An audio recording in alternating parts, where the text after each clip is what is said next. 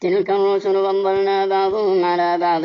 منهم من كلم الله ورفع بعضهم درجات وآتينا عيسى ابن مريم البينات وأيدناه بروح القدس ولو شاء الله ما اقتتل الذين من بعدهم من بعد ما جاءتهم البينات ولكن اختلفوا فمنهم من آمن ومنهم من كفر ولو شاء الله ما اقتتلوا ولكن الله يفعل ما يريد. يا أيها الذين آمنوا أنفقوا مما رزقناكم من قبل أن يأتي يوم لا بيع فيه ولا خلة ولا شفاعة والكافرون هم الظالمون. الله لا إله إلا هو الحي القيوم لا تأخذه سنة ولا نوم له ما في السماوات وما في الأرض من ذا الذي يشفع عنده إلا بإذنه يعلم ما بين أيديهم وما خلفهم ولا يحيطون بشيء من علمه إلا بما شاء وسع كرسيه السماوات والأرض ولا يؤوده حفظهما وهو العلي العظيم. لا إكراه في الدين قد تبين الرشد من الغي فمن يكفر بالطاغوت ويؤمن بالله فقد استمسك بالعروة الوثقى لا انفصام لها والله سميع عليم. الله ولي الذين آمنوا يخرجهم من الظلمات إلى النور والذين كفروا أولياؤهم الطاغوت يخرجونهم من النور إلى الظلمات أولئك أصحاب النار هم فيها خالدون. ألم تر إلى الذي حاج إبراهيم في ربه أن آتاه الله الملك إذ قال إبراهيم ربي الذي يحيي ويميت قال أنا أحيي وأميت قال إبراهيم فإن الله يأتي بالشمس من المشرق فأت بها من المغرب فبهت الذي كفر والله لا يهدي القوم الظالمين. أو كالذي مر على قرية وهي خاوية على عروشها قال أنى يحيي هذه الله بعد موتها فأماته الله 100 عام ثم بعثه قال كم لبثت قال لبثت يوما أو بعض يوم قال بل لبثت 100 عام فانظر إلى طعامك وشرابك لم يتسنه وانظر إلى حمارك ولنجعلك آية للناس وانظر إلى العظام كيف ننشزها ثم نكسوها لحما فلما تبين له قال أعلم أن الله على كل شيء قدير. وإذ قال إبراهيم رب أرني كيف تحيي الموتى قال أولم تؤمن قال بلى ولكن ليطمئن قلبي قال فخذ 4 من الطير فصرهن إليك ثم اجعل على كل جبل منهن جزءا ثم ادعهن ياتينك سعيا واعلم أن الله عزيز حكيم. مثل الذين ينفقون أموالهم في سبيل الله كمثل حبة أنبتت 7 سنابل في كل سنبلة 100 حبة والله يضاعف لمن يشاء والله واسع عليم. الذين ينفقون أموالهم في سبيل الله ثم لا يتبعون ما أنفقوا منا ولا أذى لهم أجرهم عند ربهم ولا خوف عليهم ولا هم يحزنون. قول معروف ومغفرة خير من صدقة يتبعها أذى والله غني حليم. يا أيها الذين آمنوا لا تبطلوا صدقاتكم بالمن والأذى كالذي ينفق ماله رئاء الناس ولا يؤمن بالله واليوم الآخر فمثله كمثل صفوان عليه تراب فأصابه وابل فتركه صلدا لا يقدرون على شيء مما كسبوا والله لا يهدي القوم الكافرين. ومثل الذين ينفقون أموالهم ابتغاء مرضات الله وتثبيتا من أنفسهم كمثل جنة بربوة أصابها وابل فاتت أكلها ضعفين فإن لم يصبها وابل فقل والله بما تعملون بصير. أيود أحدكم أن تكون له جنة من نخيل وأعناب تجري من تحتها الأنهار له فيها من كل الثمرات وأصابه الكبر وله ذرية ضعفاء فأصابها إعصار فيه نار فاحترقت كذلك يبين الله لكم الآيات لعلكم تتفكرون. يا أيها الذين آمنوا أنفقوا من طيبات ما كسبتم ومما أخرجنا لكم من الأرض ولا تيمموا الخبيث منه تنفقون ولستم بآخذيه إلا أن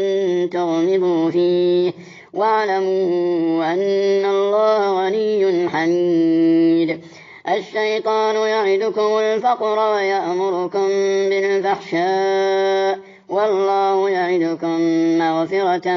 منه وفضلا والله واسع عليم. يؤتي الحكمة من يشاء ومن يؤت الحكمة فقد أوتي خيرا كثيرا وما يذكر إلا أولو الألباب. وما أنفقتم من نفقة أو نذرتم من نذر فإن الله يعلمه وما للظالمين من أنصار. إن تبدوا الصدقات فنعما هي وإن تخفوها وتؤتوها الفقراء فهو خير لكم ويكفر عنكم من سيئاتكم والله بما تعملون خبير. ليس عليك هداهم ولكن الله يهدي من يشاء وما تنفقوا من خير فلأنفسكم وما تنفقون إلا ابتغاء وجه الله وما تنفقوا من خير يوفى إليكم وأنتم لا تظلمون. للفقراء الذين أحصروا في سبيل الله لا يستطيعون ضربا في الأرض يحسبهم الجاهل أغنياء من التعفف تعرفهم بسيماهم لا يسألون الناس إلحافا وما تنفقوا من خير فإن الله به عليم. الذين ينفقون أموالهم بالليل والنهار سرا وعلانية فلهم أجرهم عند ربهم ولا خوف عليهم ولا هم يحزنون. الذين يأكلون الربا لا يقومون إلا كما يقوم الذي يتخبطه الشيطان من المس ذلك بأنهم قالوا إنما البيع مثل الربا وأحل الله البيع وحرم الربا فمن جاءه موعظة من ربه فانتهى فله ما سلف وأمره إلى الله ومن عاد فأولئك أصحاب النار هم وهم فيها خالدون يمحق الله الربا ويربي الصدقات والله لا يحب كل كفار أثيم إن الذين آمنوا وعملوا الصالحات وأقاموا الصلاة وآتوا الزكاة لهم أجرهم عند ربهم ولا خوف عليهم ولا هم يحزنون يا أيها الذين آمنوا اتقوا الله وذروا ما بقي من الربا إن كنتم مؤمنين فإن لم تفعلوا فآذنوا بحرب من الله ورسوله وإن تبتم فلكم رؤوس أموالكم لا تظلمون ولا تظلمون وإن كان ذو عسرة فنظرة إلى ميسرة وأن تصدقوا خير لكم إن كنتم تعلمون واتقوا يوما ترجعون فيه إلى الله ثم توفى كل نفس ما كسبت وهم لا يظلمون يا أيها الذين آمنوا إذا تداينتم بدين إلى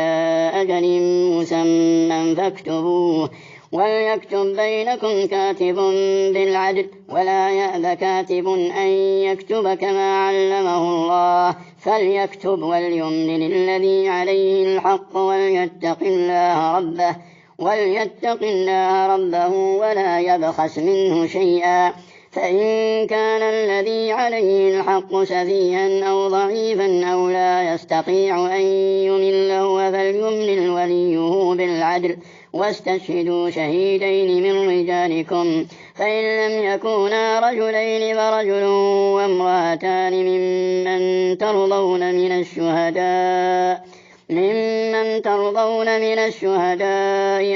تضل إحداهما فتذكر إحداهما الأخرى ولا يأبى الشهداء إذا ما دعوا ولا تسأموا أن تكتبوا صغيرا أو كبيرا إلى أجله ذلكم أقسط عند الله وأقوم للشهادة وأدنى ألا ترتابوا إلا أن تكون تجارة حاضرة تديرونها بينكم فليس عليكم جناح ألا تكتبوها وأشهدوا إذا تبايعتم ولا يضار كاتب ولا شهيد وإن تفعلوا فإنه فسوق بكم واتقوا الله ويعلمكم الله والله بكل شيء عليم وإن كنتم على سفر ولم تجدوا كاتبا فرهان مقبوضة فإن أمن بعضكم بعضا فليؤدي الذي اؤتمن أمانته وليتق الله ربه ولا تكتموا الشهادة ومن يكتمها فإنه آثم قلبه والله بما تعملون عليم لله ما في السماوات وما في الأرض وإن تبدوا ما في أنفسكم أو تخفوه يحاسبكم به الله فيغفر لمن يشاء ويعذب من يشاء والله على كل شيء قدير آمن الرسول بما أنزل إليه من ربه والمؤمنون كل آمن بالله وملائكته وكتبه ورسله لا نفرق بين أحد من رسله وقالوا سمعنا وأطعنا غفرانك ربنا وإليك المصير لا يكلف الله نفسا إلا وسعها لها ما كسبت وعليها ما اكتسبت ربنا لا تؤاخذنا إن نسينا أو أخطأنا ربنا ولا تحمل علينا إصرا كما حملته على الذين من قبلنا ربنا ولا تحملنا ما لا طاقة لنا به واعف عنا واغفر لنا وارحمنا أنت مولانا فانصرنا على القوم الكافرين